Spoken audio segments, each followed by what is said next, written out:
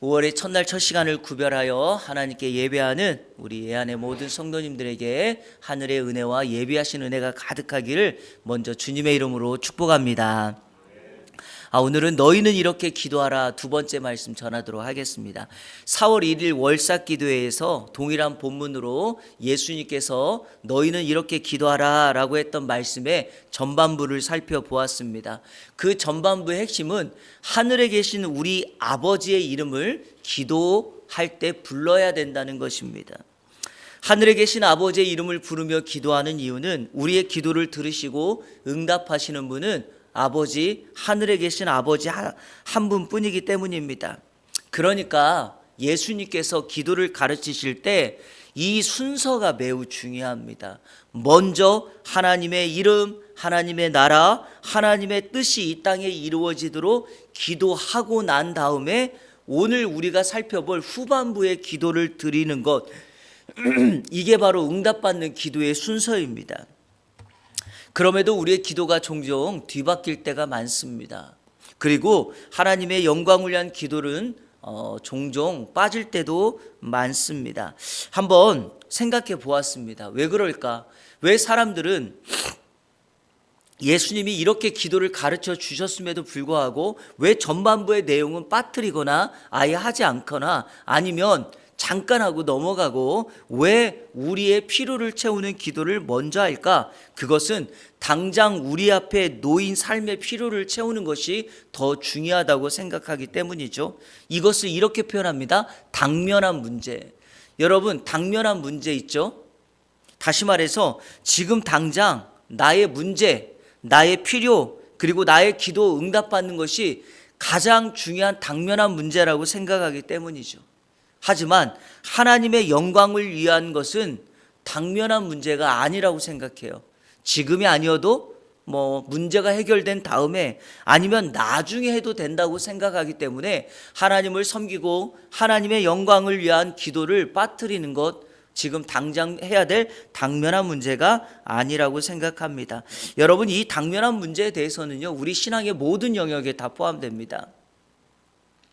우리가 하나님을 예배하는 것 당면한 문제인가? 우리의 자녀들이 지금 대학 가는 게 중요한가? 예배 드리는 것이 중요한가? 내가 기도하고 비전을 따라가고 소원하는 바를 이루는 것이 당면한 문제인가? 지금 그 시간에 출세하고 성공하고 내 목표를 이루는 것이 당면한 문제인가? 그래서 늘 하나님의 영광과 나의 삶의 문제는 늘 충돌되어 싸운다는 것입니다. 하지만 우리 성도 여러분, 분명한 사실이 있습니다. 우리가 하나님이 나의 아버지라고 믿으신다면 우리의 기도의 순서와 기도의 패턴은 반드시 주기도문을 따라가야 합니다. 마치 모든 순서를 맡을 때 하는 정도로 주기도문을 생각한다면 그것은 큰 오산이고요. 반드시 하나님의 영광이 우리 인생의 당면한 문제이고 그 이후에 있는 삶의 필요를 채우는 것은 하나님의 나라와 의를 구하면 우리 주님께서 이 모든 것을 더하신다라고 하는 믿음의 결과, 믿음의 고백으로 우리가 할 수 있어야 됩니다. 예수님께서 가르쳐 주신 이 기도의 패턴을 따라가지 않는다면 우리의 기도는 이방인과 같은 기도가 될 것이고 아마도 허공을 맴도는 기도가 될 것입니다. 이 땅에서 우리가 기도하면 우리의 기도가 향이 되어서 하나님 계신 보좌에 다다라야 되는데 우리의 기도가 다다르지 않고 허공을 맴돌 뿐입니다. 그러므로 오늘 이 5월 첫날 첫 시간에 다시 한번 우리의 기도 생활을 점검하고 돌아보면서 하나님의 영광을 위한 기도, 먼저 당면한 문제로, 가장 당면한 문제로 들으시고 그 다음에 우리의 필요를 채우는 기도를 드리는 이 순서 따라 기도하는 저와 여러분 되시기를 주님의 이름으로 축원합니다.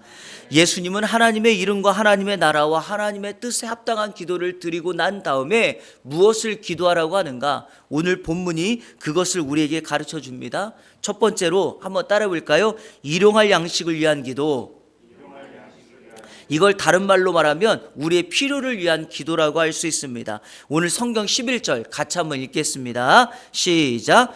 오늘 우리에게 일용할 양식을 주시옵고. 성도 여러분, 현대인들은 하루를 살아가는 양식을 위하여 기도하지 않습니다.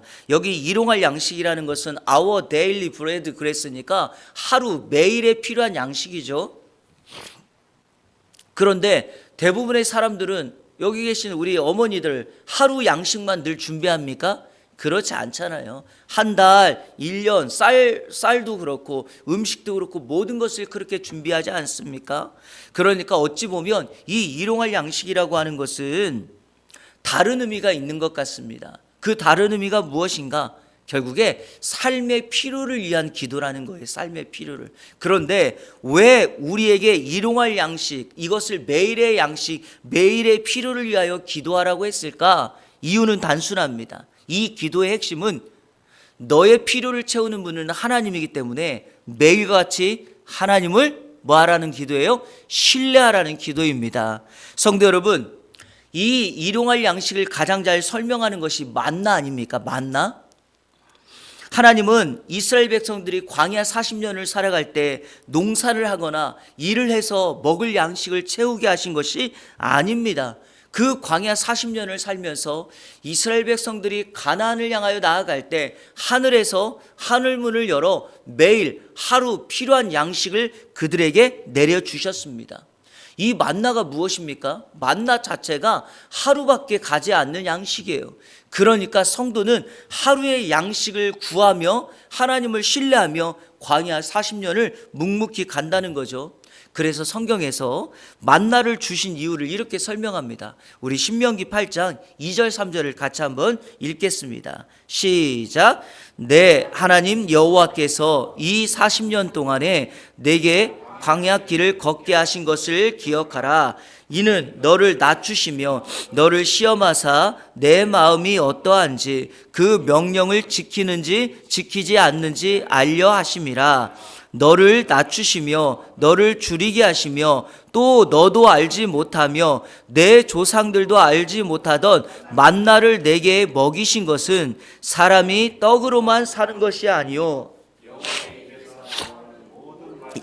사는 줄 내가 알게 하려 하심이니라. 아멘. 성도가 하나님의 사람이 하나님의 말씀으로 산다는 것은 이 세상에 필요한 것들을 세상의 방법이 아닌 하나님의 방법으로 하나님이 주신 말씀으로 영의 양식으로 하나님의 은혜로 산다는 것을 분명하게 보여주는 것입니다.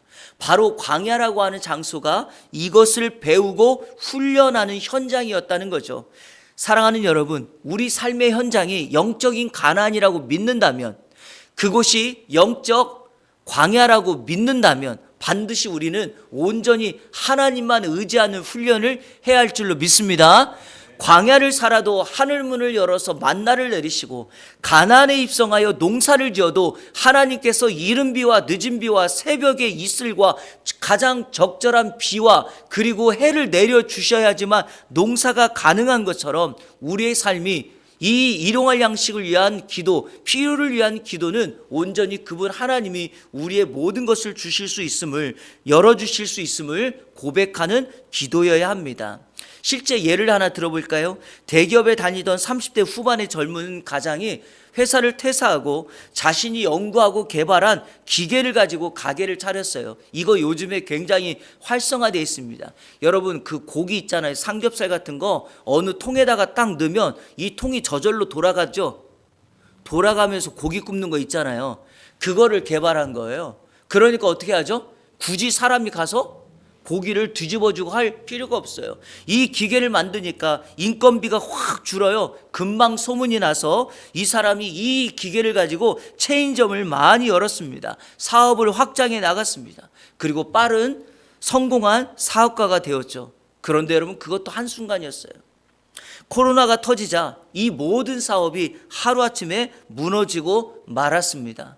성도 여러분, 우리는 우리의 열정, 우리의 지식, 우리의 노력을 가지고 최선을 다해야 합니다. 그런데 여러분, 나의 최선이 하나님의 역사와 만날 때 길이 열려지는 겁니다.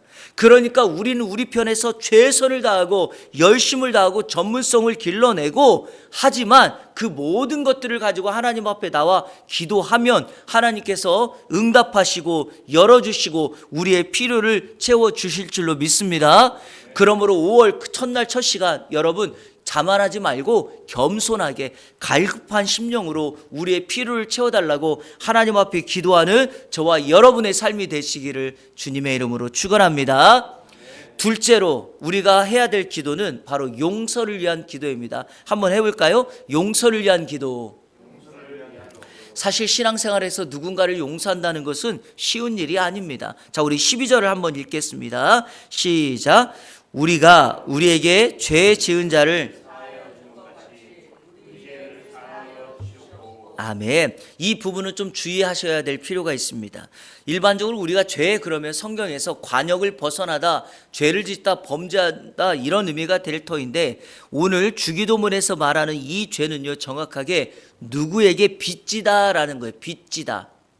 그래서 영어 단어도 debt, 빚지는 것을, 빚을 의미합니다. 그러니까 이 말은 채무와 관련된 거죠. 물론 성경의 의도는 채무와 우리가 짓는 죄의 의미를 같은 의미로 맥락으로 설명합니다. 왜냐하면 결국에 우리가 죄를 졌다는 것은 우리 예수님께서 우리의 죄를 갚아주셨기 때문에 예수님 편에서는 그것이 채무가 될 수 있기 때문이죠. 그런데 오늘 이 용서를 위한 기도는 우리의 신앙의 문을 여는 실제적인 적용이 될 것입니다. 왜냐하면 근거가 이렇게 돼 있죠. 우리에게 죄 지은 자를 내가 용서한 것처럼 그것이 근거가 되어서 하나님이 우리 죄를 용서해 주신다는 거예요. 그러니까 여러분, 이것이 맞다면 오해할 수 있다니까요. 그런데 똑같은 본문을 다루고 있는 누가복음에서는, 그 누가복음의 주기도문에서는 하나님의 용서가 먼저고 용서받은 우리가 타인을 용서해야 된다라고 말하고 있습니다. 그런데 왜 마태복음에서는 이렇게 기록했을까요? 이유가 하나가 있어요. 여러분, 이 주기도문이 어느 본문 안에 있는지 아시죠? 마태복음 5장, 6장, 7장. 그게 바로 뭐예요? 산상수훈이에요. 자, 산상수훈의 성경 핵심 구절 우리 한번 볼까요? 마태복음 5장 20절입니다. 같이 읽겠습니다. 시작. 내가 너희에게 이르노니 너희 의가 서기관과 바리새인보다 더 낫지 못하면 결코 천국에 들어가지 못하리라. 아멘. 산상수훈의 대상은 그 말씀을 듣는 제자들이나 주님을 따르는 무리이겠지만, 산상수훈의 핵심은 바로 천국 백성에게 말하는 거예요. 천국 백성은 세상의 관점으로 살아가는 것이 아니다. 세상의 버전이 아니다. 세상은 너에게 이렇게 하라고 말하지만 나는 너희에게 이르노니 너희는 이렇게 하라라고 말하는 겁니다. 그러니까 그 수준이 서기관과 바리새인보다도 영적으로 더 높은 수준을 가지고 있어야 되는데, 그 핵심 가운데 하나가 바로 이거예요. 기도예요. 기도. 서기관과 바리새인들은 눈에 보여지는 것을 가지고 말을 하죠. 그러니까 어떻게 합니까? 이들이 용서를 한다라고 말을 하면서도 자기 방식대로 요구하고 자신의 기준대로 용서하지만, 진짜 우리의 기도가 막히지 않고 열일이 열면 어떻게 해야 된다? 우리에게 빚진 사람, 내가 누군가의 관계가 막히고 나를 힘들게 하고 나에게 올무를 놓고 나를 비방하는 사람들이 있을지라도 그들을 용서해야 된다. 그래야지 신앙의 문이 열려진다라고 하는 것입니다. 쉬운 길은 아니지만 따라가야 합니다. 그리고 이유가 있어요. 우리의 믿음의 대상이신 예수님께서 이 길을 가셨기 때문이죠. 성도 여러분, 예수님이 십자가를 앞두고 제자들의 발을 닦아주는데, 그 제자들의 발을 닦아주는 그 대상에 예수님을 은 30에 팔고 있는 가룟 유다가 있었음에도 불구하고 우리 예수님은 그 유다의 발까지 닦아주십니다. 베드로는 어떠합니까? 호언장담했지만 베드로도 여지없이 예수님을 3번이나 부인하고 저주하는 자리까지 나아갔지만, 예수님은 그 베드로를 찾아오셔서 내가 나를 사랑하느냐고 3번 물으시고 동일하게 내 양을 먹이라고 다시금 사명을 부여해 주십니다. 우리 예수님께서 가장 가까웠던 사람, 아니 멀리 있는 사람 모두에게 용서를 실천하셨으니 저와 여러분도 이 용서를 실천함으로 우리의 기도가 뚫리고 하나님 앞에 응답받는 그 기도를 드려야 될 줄로 믿습니다. 우리 마태복음 18장 21절 22절 용서에 대해서 성경이 가장 강조하는 성경 구절이죠. 같이 한번 읽겠습니다. 시작.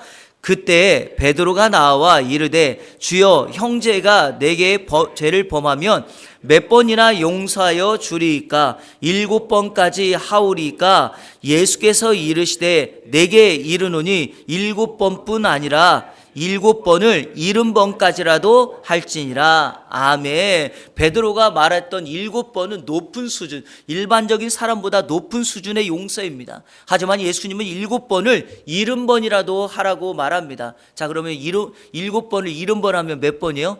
490번. 여러분 누군가를 용서할 때마다, 자녀들을 한 번씩 용서할 때마다 노트에다가 하나, 둘, 너 이번에 350번 됐다. 너 이번에 450번 됐다. 40번밖에 안 남았어. 이러고 여러분 숫자 셉니까? 그게 아니죠. 여러분 이 말의 의미가 무엇입니까?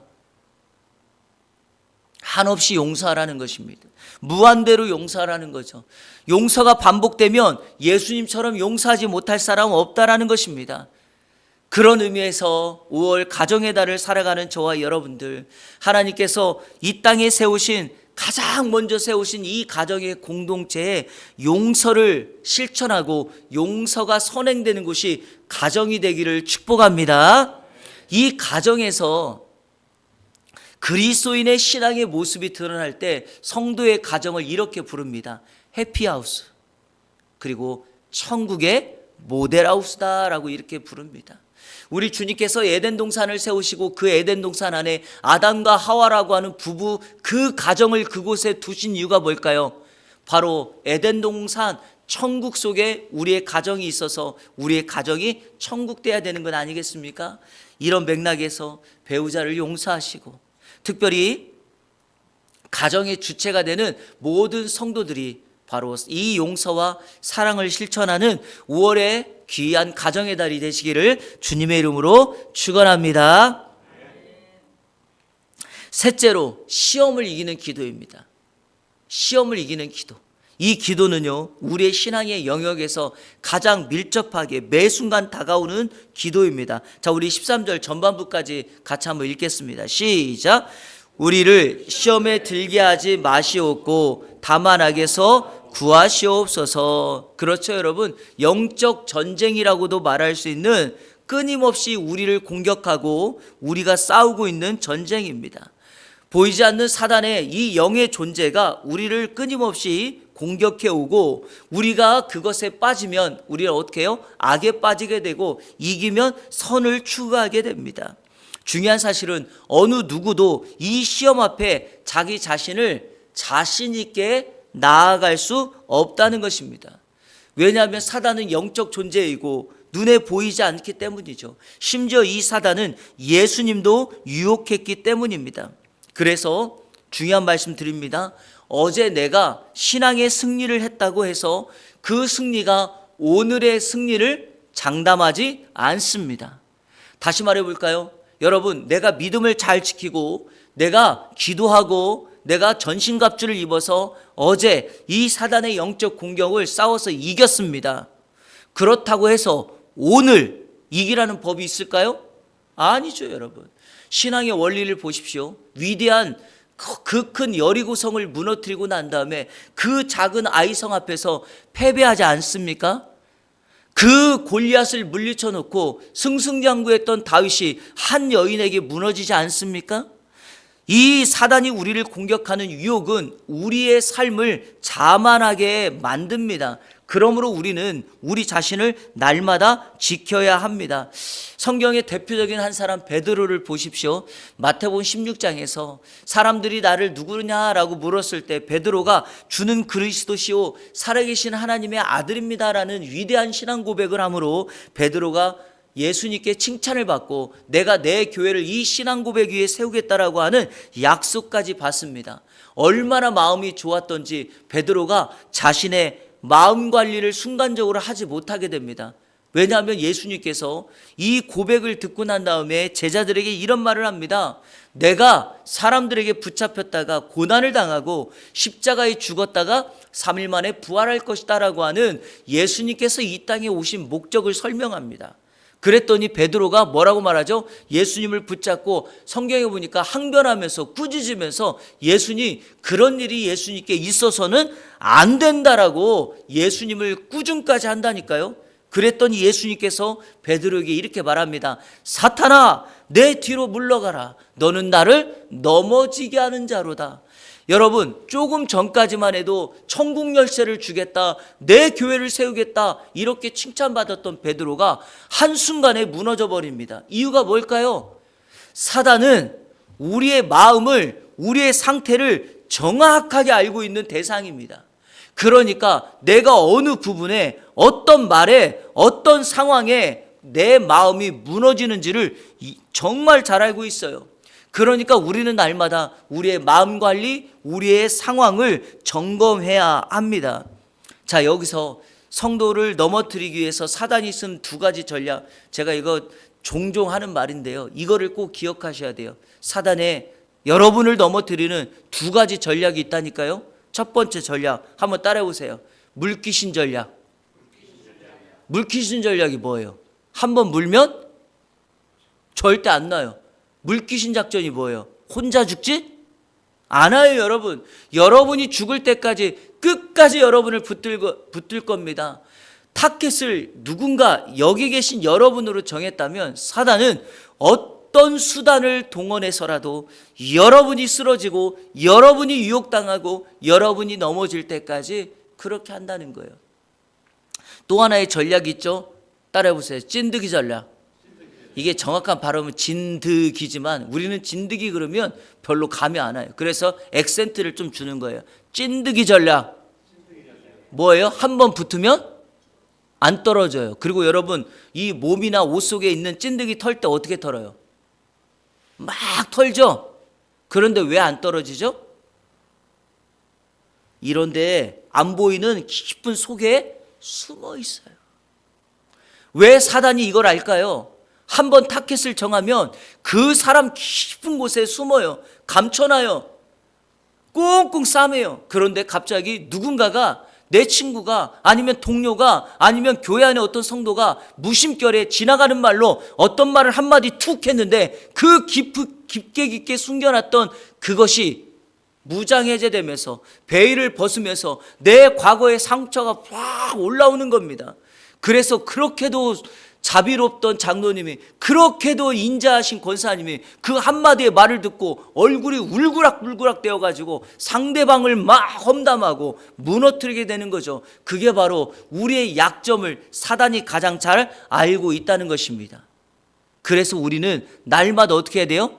우리에게 시험을 이기게 해달라고, 악에 빠지지 않게 해달라고, 아니 사단의 영적 공격을 막게 해달라고 기도해야 됩니다. 자, 결론을 내립니다.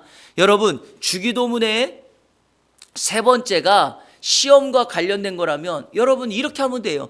매일매일 이 기도를 어떻게 하면 돼요? 하나님 앞에 드리면서 우리 자신을 점검하면 되죠. 그런데 기도 안 하는 사람 누가 있어요? 여러분 다 기도하시잖아요. 그럼에도 시험에 빠지지 않습니까? 그런데 오늘 그거를 이길 수 있는 비밀이 이 주기도문 안에 숨겨져 있죠. 특별히 오늘 우리가 살펴보았던 기도의 후반부에 보면 반복되어 있는 단어가 유독 하나가 보여요. 그게 혹시 뭐죠? 우리라는 말이에요. 우리에게 일용할 양식을 주옵시고, 우리가 우리에게 우리의 죄를, 우리에게 시험을, 이렇게 계속 우리를 강조하죠. 바로 무엇입니까? 혼자 기도하지 말라는 겁니다. 이 기도의 능력이 어떻게 나타나는가? 주님이 우리에게 가르쳐 주신 기도의 능력이 무엇인가? 함께 할 때 능력이 나타날 줄로 믿습니다. 우리 성도들이 혼자가 아니라 함께 집중하여 기도할 때 우리의 기도는 다이나마이트와 같은 폭발력을 발휘하게 될 것입니다. 여러분의 목자인 저는 날마다 여러분의 이름을 호명하면서 기도하겠습니다. 여러분도 저를 위해서 기도해 주십시오. 남편은 아내를 위해서, 아내는 남편을 위해서, 부모는 자녀를 위해서, 자녀는 부모를 위해서 기도한다면, 그리고 마지막으로 우리 성도가 서로를 위하여 중보기도하고 축복기도한다면 이 기도가 능력이 되어서 우리의 삶을 승리의 삶으로 이끌 것이며, 주님께서 우리에게 가르쳐 주신 이 기도처럼 날마다 고백함으로 하늘의 응답을 받는 저와 여러분의 삶이 될 줄로 믿습니다. 5월 가정의 달 이렇게 살아가는 우리 이 안에 모든 성도님들 되시기를 주님의 이름으로 축원합니다.